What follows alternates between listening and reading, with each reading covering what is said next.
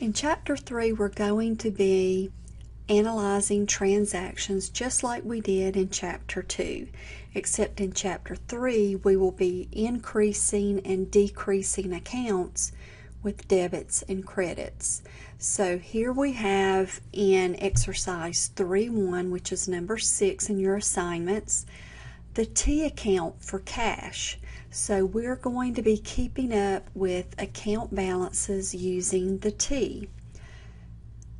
Each T account has a title, a debit side, which is the left side, and a credit side, which is the right side.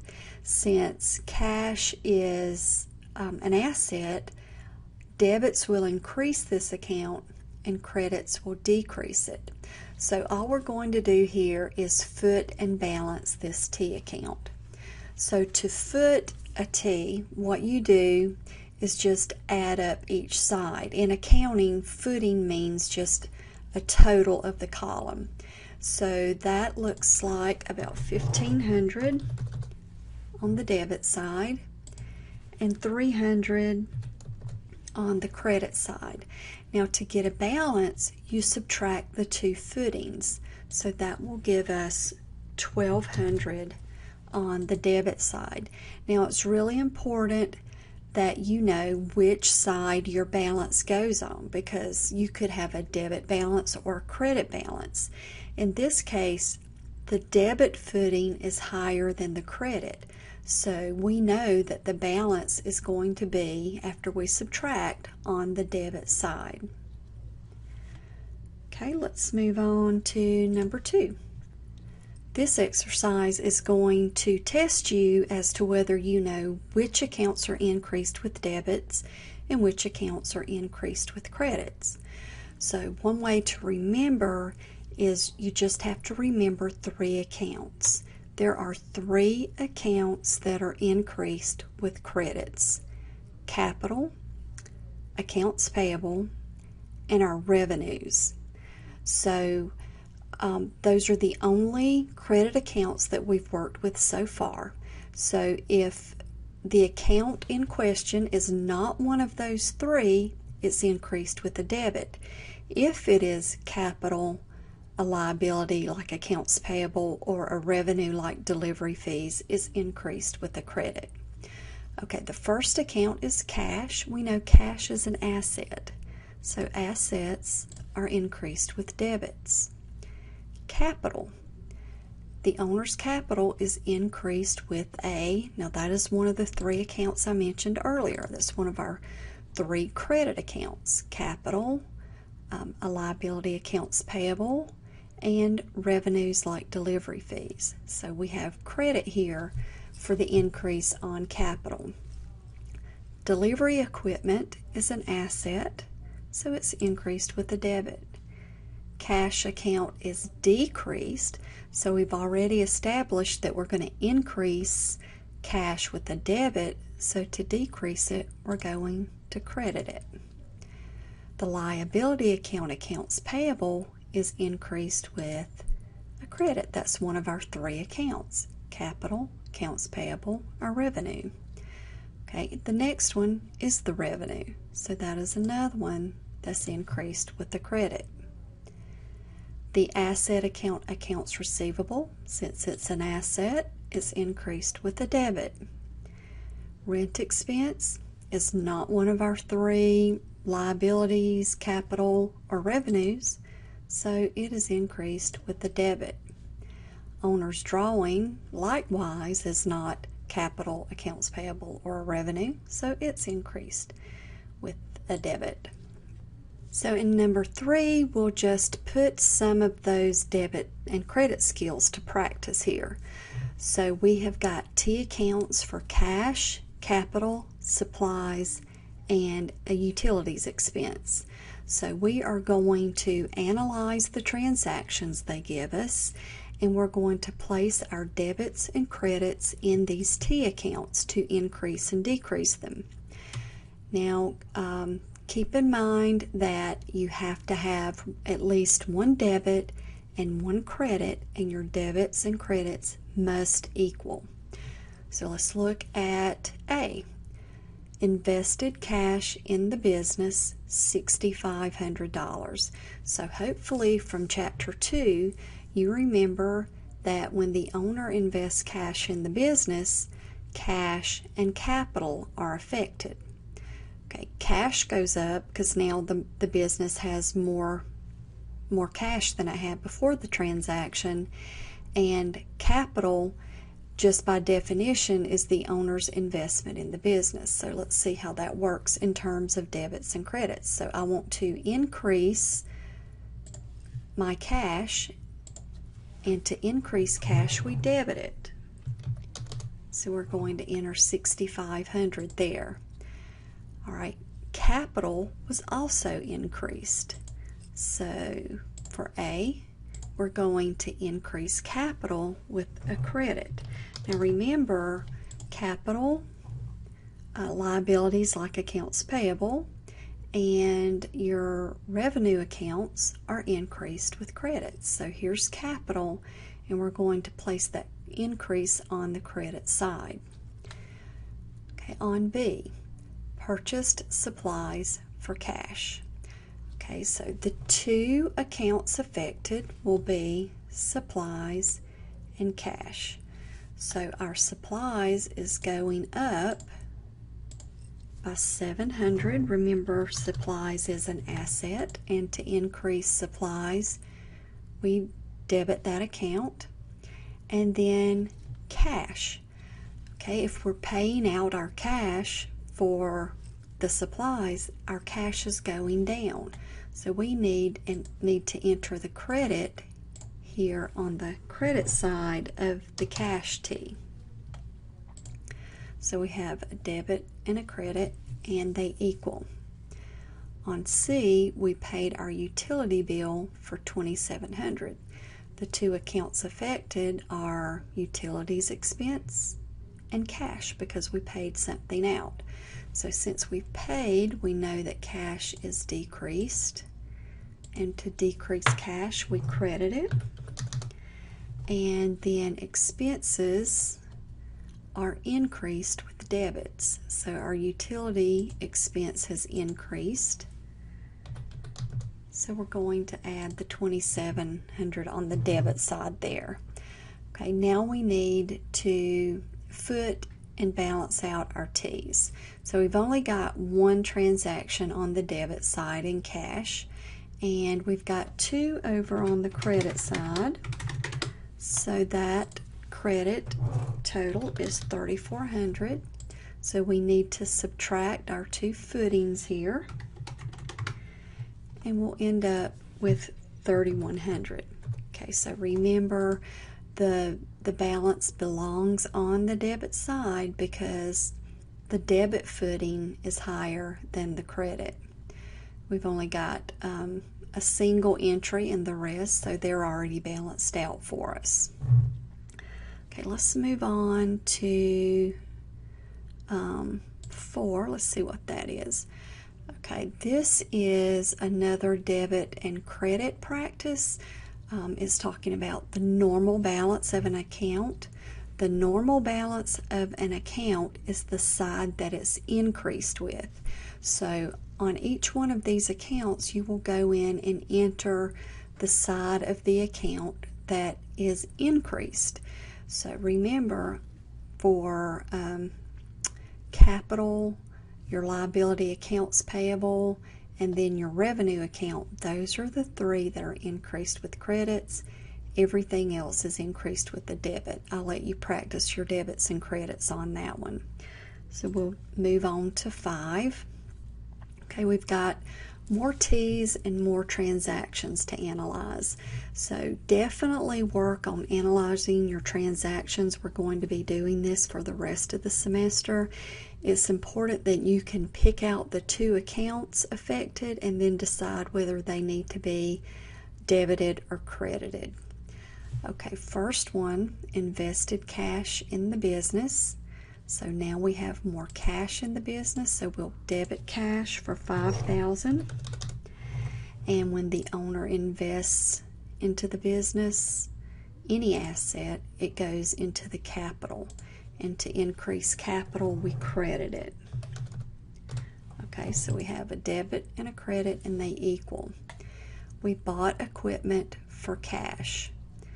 Okay, so we're going to pick out the two accounts affected. So equipment is one and cash is the other. We've got more equipment than we had before the transaction in the amount of $700, so we're going to debit equipment for $700. We paid cash, so that makes our cash go down.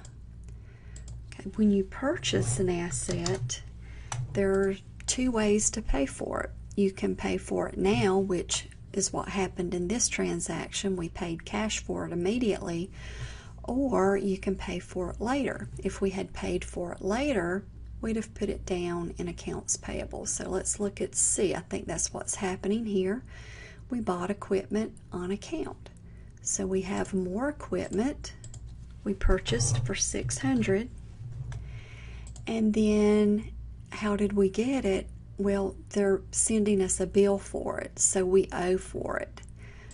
So in transaction C, accounts payable is being increased with a credit. Okay, so that's our liability going up with the credit. This is an asset going up with the debit. On D, paid cash on account for equipment purchased in transaction C. Okay, so this transaction is referring us back to a previous transaction. So typically when that happens, you're going to be dealing with an on account item. So if we paid cash and it was for this transaction where we bought equipment on account, we're paying off our equipment. We're paying down the liability. So let's put in our cash. We paid cash. So in D, we're going to decrease cash by $400. Okay, and then we're also going to decrease accounts payable. That's the amount that we owed from transaction C. So to decrease accounts payable, we're going to debit it. Remember, to increase it, we credited it, and to decrease, we're going to put it over on the left side. So if I needed to balance out accounts payable right now, I could see that I would owe $200. 600 minus 4, and the balance would be over on the credit side, so I'd have a $200 credit balance. All right, now let's move on to E, withdrew cash for personal use. Okay, if we withdrew cash, that means that our cash is going down, and we took that cash out for personal use, and that always takes us to the drawing account.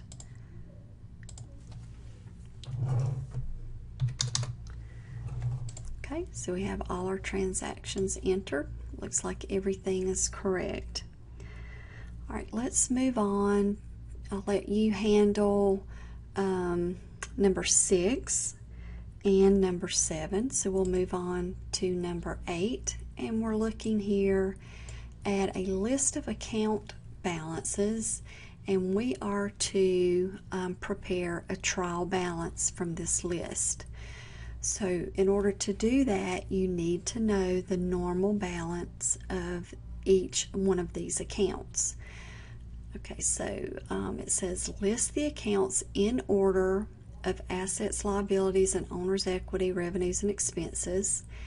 And you need to be able to put them on the correct side of the trial balance. Remember, a trial balance is just a list of accounts and their balances, but you have to know which side that they belong on. Okay, now it's important that your trial balance is in order. You can prepare your financial statements from a trial balance. If they're in order, it makes it a lot easier. Okay, so first we're going to pick out all our assets. Now, the cash account is always listed first. In some of your later accounting courses, you'll be taught that assets are listed in the order of their liquidity, how close they are to cash. And cash is the closest account we have to cash. It is cash. Okay, and the balance was $24,400. Okay, so since it's cash, it's an asset, and we know the normal balance will be on the debit side. Okay, the next account typically listed is accounts receivable.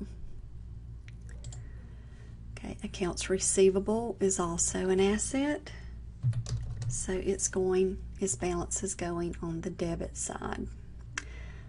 Okay, we have office furniture, office supplies, computer equipment. Those are our accounts left under assets. So we'll pick up the office supplies next. And they're an asset, so they go on the debit side, the balance does. We'll try, let's see, computer equipment. That's the one that was listed between computer equipment and office furniture. Okay, that's $8,000, also a debit because it's an asset. And then office furniture will be $5,000, also on the debit side. So I think that is the last of our assets. Now we're going to come over here and pick up our liability.